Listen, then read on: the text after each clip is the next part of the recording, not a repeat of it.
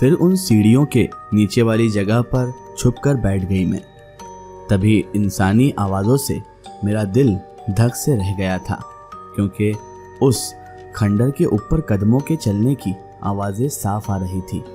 ऐसा लग रहा था जैसे हमजा और उसके मुलाजिम इस खंडर में पहुंच चुके थे। शायद मेरा सोचना बिल्कुल ठीक था।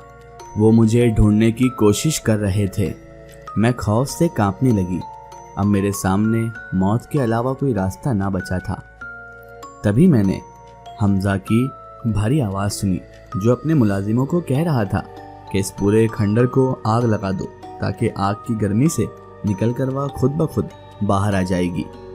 जब आप में इसके मुलाजिम उसे कह रहे थे कि साहब जी, इस खंडर को नुकसान पहुंचाने की कोशिश ना करो, इसमें बहुत से जिन्नात भी रहते हैं। ऐसा ना हो कि हमारे आग लगाने से उन जिन्नात का कोई नुकसान पहुंच जाए और वो हमारे लिए कोई खतरा बन जाए। फिर अपने मुलाजिमों को हमजा अनाप शनाप बोलने लगा और गालियां बकने लगा। कहने लगा, क्या बच्चों ऐसी बातें करते हो तुम, जाहिल हो एक नंबर के। ऐसी बातें कर रहे हो जैसे भला जिन्नात इस पुराने खंडर में अपना घर बनाकर रह रहे हो। मुझे ज़रा बताओ, जिन्नात इस पुराने खंडर में कैसे रह सकते हैं? तुम बस मेरा हुक्म मानो। मैं उस लड़की को ख़त्म करना चाहता हूँ। अगर वो जिंदा भी बच गई तो मैं खुद उसे अपने हाथों से मारूंगा। अब मैं सोच रही थी कि शायद मौत ही मेरा मुकद्दर है, क्योंकि ऊपर भी मौत थी और नीचे अगर हमजा ने इस खंडर में आग लगा दी तो शायद धुएं और आँख से मेरा यहीं पर दम घुट जाना था, या फिर बैठे बैठे मेरा जिंदा जल जाना था। मुझे अब मेरे बचने का कोई रास्ता नज़र नहीं आ रहा था। ज़िंदगी को गले लगाने के मौत के चक्कर में मैंने खुद अपने हाथों से अपनी मौत को गले लगा लिया था और वक्त से पहले अपनी मौत का इंतज़ार करने लगी थी। तभी मैंने इस खंडर के ऊपर वाले हिस्से पर धुएं के बादल देखे। मैं समझ गई, हमजा के मुलाजिमों ने उसका हुक्म मानते हुए खंडर में आग लगा दी है। अब वह धुआं तेज़ी से नीचे वाली मंजिल में भी इकट्ठा हो रहा था और मेरी नाक के ज़रिए मेरे जिस्म में दाखिल हो रहा था। इससे पहले कि मुकम्मल तौर पर मैं बेहोश हो जाती या वहीं पर गिर जाती, जब भी उस खंडर के नीचे तहखाने वाले कमरे से कोई शख्स बाहर आया जिसने काली चादर ओढ़ रखी थी। वो मेरे करीब आया और उसने आधी चादर मेरे ऊपर डाल दी थी।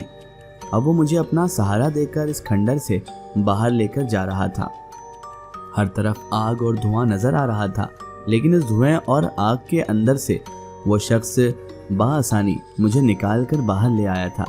बेहोश होने से पहले आखिरी बार मेरी आंखों ने जो मंजर देखा था वो ये था कि वो शख्स मुझे अपने कंधे पर डालने न जाने कहां पर लेकर जा रहा था और मैं जैसे हवा में मालिक थी।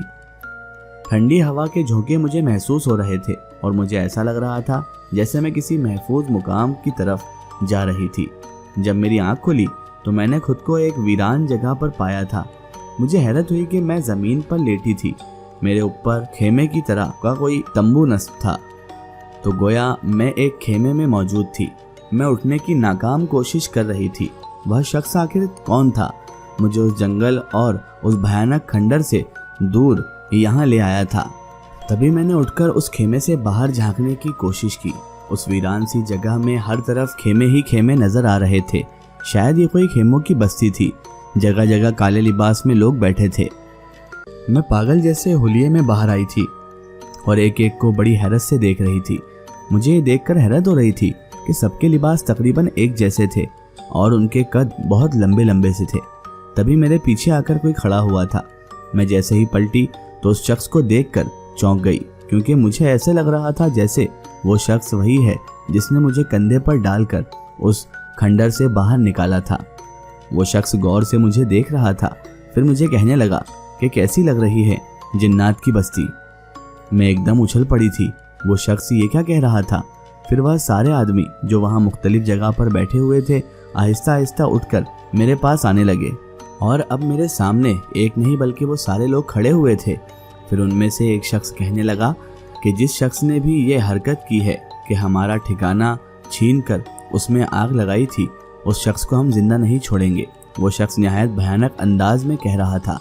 फिर दूसरा शख्स जो मुझे उस खंडर से निकाल कर बाहर ले आया था मेरी तरफ इशारा करके कहने लगा, इन सब चीज़ों की जिम्मेदारियां ये लड़की भी है। इसको भी ऐसे ही सज़ा मिलनी चाहिए, क्योंकि अगर ये वहाँ आकर ना छिपती तो शायद वहाँ पर वो लोग आग ना लगाते और यूँ हमारी बसी बसाई दुनिया को ख़राब ना करते। अब मजबूरन हमें इस जगह पर आकर रहना पड़ रहा है जहाँ पर एक भी दरख्त मौजूद नहीं है। वो लोग आपस में क्या बातें कर रहे थे, मैं उनकी धमकी आमेज बातों को बिल्कुल भी समझ ना पा रही थी, लेकिन मैं बहुत ही खौफजदा थी, क्योंकि वह मुझे इंसान दुनिया के इंसानों के जैसे नहीं लग रहे थे, बल्कि ऐसे लग रहे थे जैसे वो इंसान नहीं बल्कि वही जिन्नात हैं जो उस खंडर में बसे हुए थे। फिर मैं खौफ के मारे रोने लगी और उस शख्स से कहने लगी कि नहीं नहीं, खुदा के लिए मुझे कुछ नुकसान मत पहुंचाइएगा। मैंने आप लोगों का ठिकाना नहीं छीनना है, बल्कि मैं तो खुद एक मजबूर और लाचार लड़की थी जो पनाह की तलाश में उस खंडर में छिपी हुई थी। अगर आप लोग अपना बदला लेना चाहते हैं तो उस जालिम इंसान से लीजिए जिसने न सिर्फ आप लोगों का ठिकाना छीन लिया बल्कि मेरी ज़िंदगी भी बर्बाद करके रख दी है। अब वो सारे के सारे जिन्नात मेरी बातें गौर से सुन रहे थे।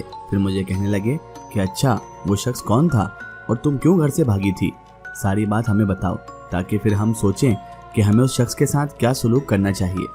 फिर मैं रोते रोते उन्हें वो सारी बातें बताने लगी जो मेरे साथ गुजरी ज़िंदगी की कहानी थी।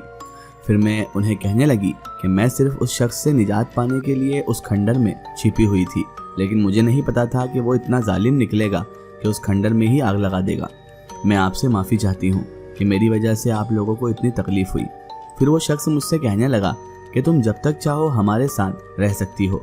हम इस बात की तुम्हें यकीन दहानी कराते हैं कि हम तुम्हारे साथ रहते हुए कोई भी नुकसान ना हो पाएंगे।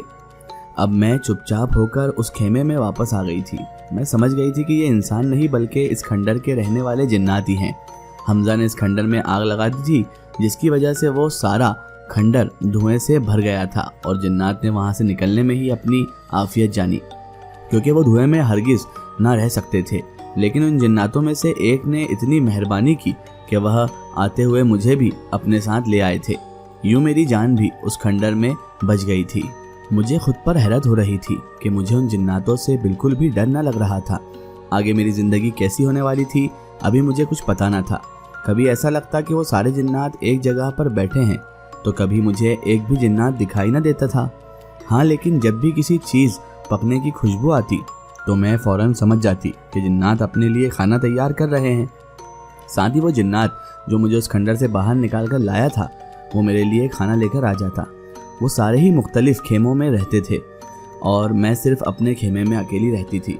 फिर एक दिन वो जिन्नात जिसने अपना नाम हालूद बताया था वो मुझसे कहने लगा कि हम सारे जिन्नात ने फैसला किया है कि जिस शख्स ने हमारा ठिकाना छीना है हम उससे अब बदला लेकर ही रहेंगे।